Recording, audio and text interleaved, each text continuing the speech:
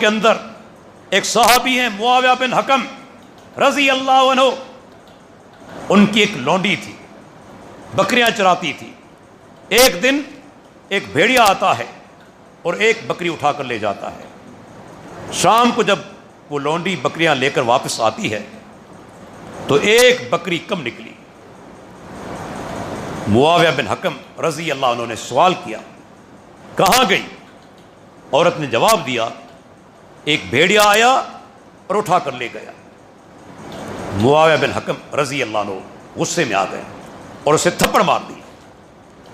بعد میں احساس ہوا کہ اس لونڈی کا کوئی قصور نہیں، میں نے یہ غلطی کی ہے، اس کو تھپڑ مارا۔ اور حدیث کے اندر اللہ کے نبی کا فرمان ہے، اگر کوئی آدمی اپنے غلام کو بلا وجہ مارے اس کا کفارہ یہ ہے کہ اسے آزاد کر دے۔ معاویہ بن حکم رضی اللہ عنہ چل کر آتے ہیں، اللہ کے نبی میں نے اس لونڈی کو تھپڑ مار دیا، اس میں اس کا کوئی قصور نہیں، میں چاہتا ہوں کہ اسے آزاد کر دوں۔ اللہ اکبر، اب آزاد کیا جائے گا مومن کو، جو مومن ہے۔ آپ فرماتے کہ معاویہ اس لونڈی کو میرے پاس لے آؤ۔ جب لونڈی اللہ کے پیارے پیغمبر کے سامنے پہنچی تو آپ نے اس کے عقیدے کا امتحان لیا۔ یہ نہیں پوچھا کہ نماز پڑھتی ہو یا نہیں، روزہ رکھتی ہو یا نہیں، زکوٰۃ دیتی ہو یا نہیں، حج کرتی ہو یا نہیں۔ یہ بھی نہیں پوچھا کہ رزق دینے والا کون ہے، یہ بھی نہیں سوال کیا کہ اولاد دینے والا کون ہے۔ پہلا سوال کیا، این اللہ، اللہ کہاں ہے؟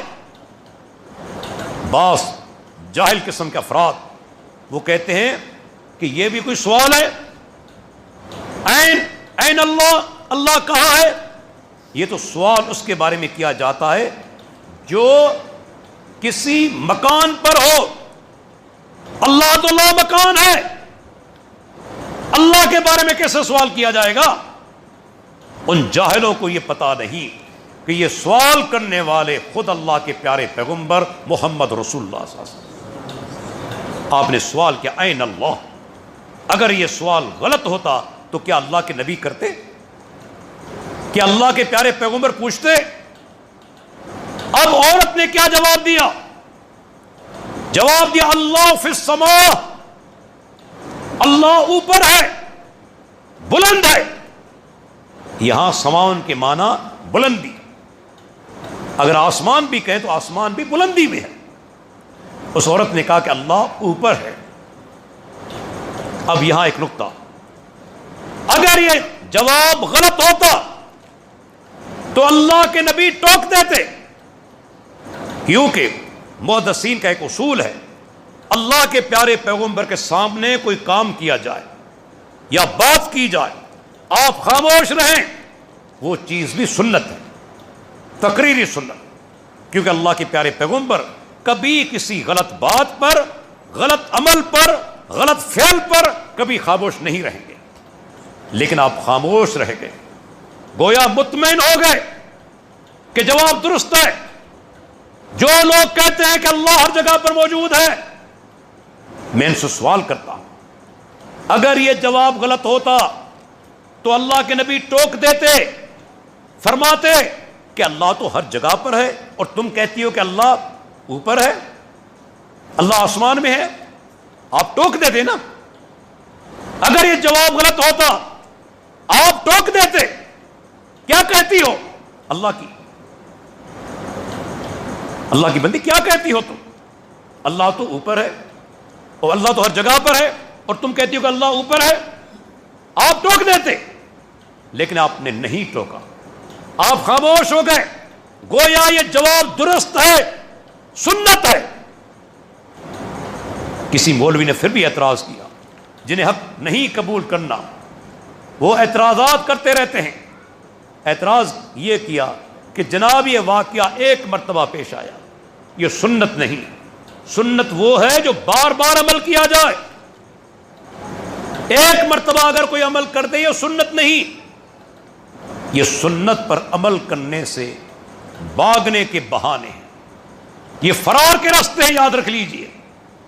میں ان سے پوچھنا چاہتا ہوں کہ اللہ کے پیارے پیغمبر نے اپنی زندگی میں کتنی مرتبہ ہجرت کی؟ ایک مرتبہ ہجرت کی، تو کیا ہجرت سنت رسول نہیں؟ انکار کرو گے؟ انکار کرنے کی جرت ہے تمہارے اندر کہ ہجرت سنت رسول نہیں؟